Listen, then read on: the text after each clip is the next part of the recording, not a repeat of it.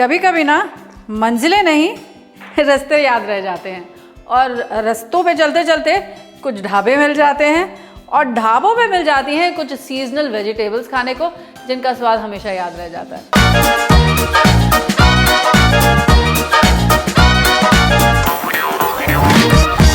तो तैयार हो जाइए, आज ढाबा स्टाइल मटर पनीर बनेगा घर पर, और इसी के साथ साथ ढाबे के एक्सपीरियंस को कंप्लीट करने के लिए बनेगी तंदूरी रोटी भी बिना किसी तंदूर के। शुरू करें। तो मटर भी छील ली, पनीर भी आ गया, बाकी के इंग्रेडिएंट्स भी आप नोट कर लीजिए।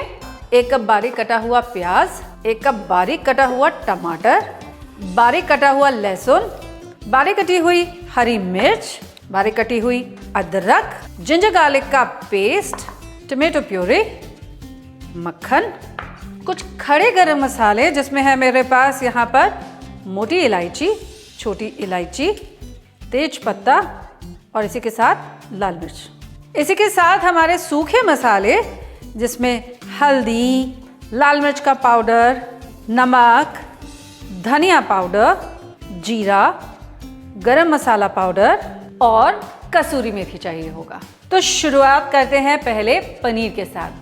पनीर को कट करके पीसेस में हम तल लेंगे, और पनीर आप चाहें तो स्क्वायर्स में, या फिर लंबे पीसेस में, या फिर रेक्टेंगल्स में, ट्रायंगल्स में, कैसे भी कट कर सकते हैं। मैं इसे कट करने जा रही हूँ स्क्वायर्स में। और अब तेल लेते हैं पनीर को तलने के लिए। तेल जब मीडियम हॉट हो जाएगा तब हम इसमें पनीर के पीसेस को ऐड कर देंगे और उनको लाइटली फ्राई करेंगे, बस हल्का सा गोल्डन फ्राई करके निकाल लेंगे। तो ढाबा स्टाइल जो मटर पनीर होता है ना, उसमें पनीर तल के डाला जाता है फॉर द सिंपल रीज़न कि तलने से जब आप ग्रेवी में डालेंगे ना, टूटेगा नहीं, बिखरेगा नहीं, इसलिए कच्चा पनीर का इस्तेमाल नहीं होता है। पनीर जब हल्का सा साइड से गोल्डन होने लग जाएगा ना, तब हम इसे बाहर निकाल लेंगे।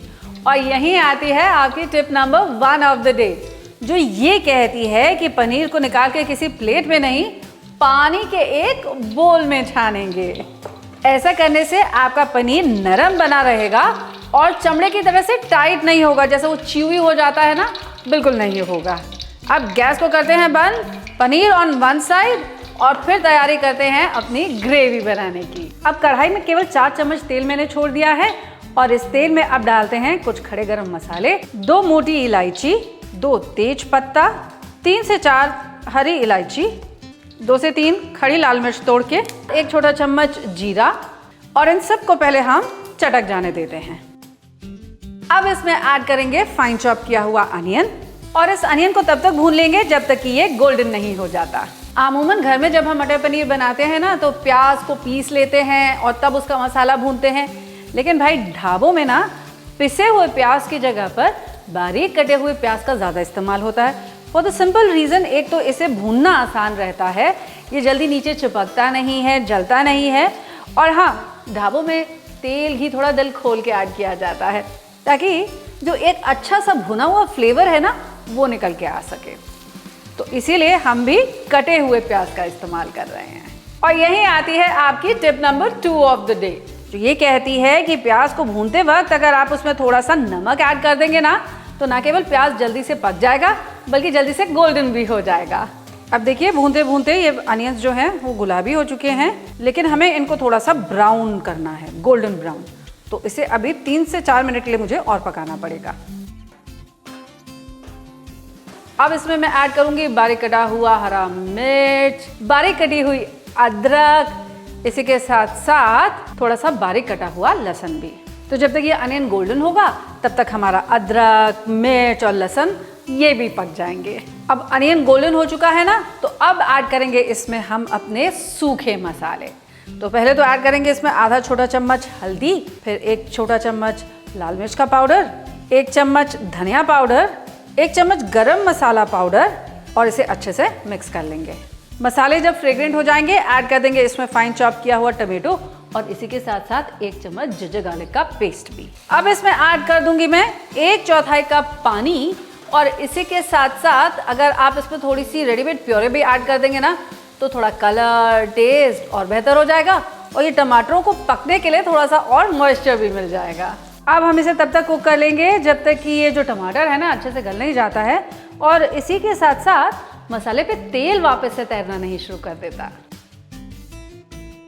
अब ये देखिए मसाले पे पूरा तेल आ चुका है ना। अब ऐड कर देते हैं हम इसमें अपनी ताज़ी छिली हुई मटर। अब ये मटर भी हल्की सी गल गई है।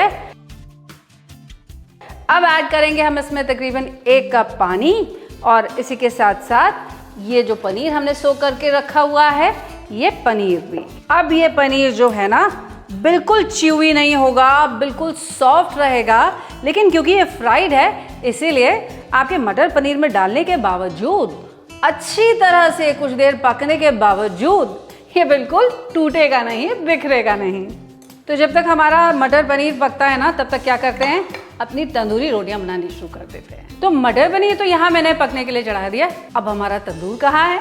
ये है ना प्रेशर कुकर।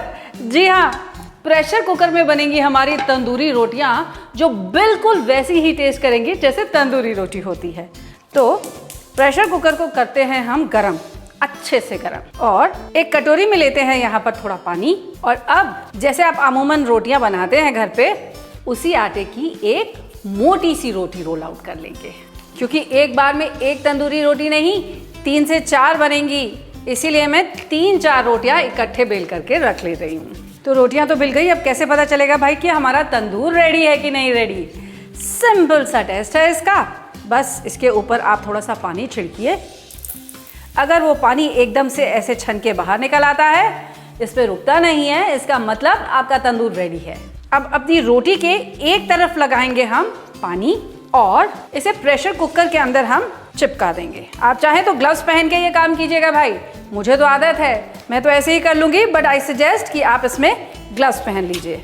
अब इस प्रेशर कुकर को वापस से आप गैस पे पलट दीजिए।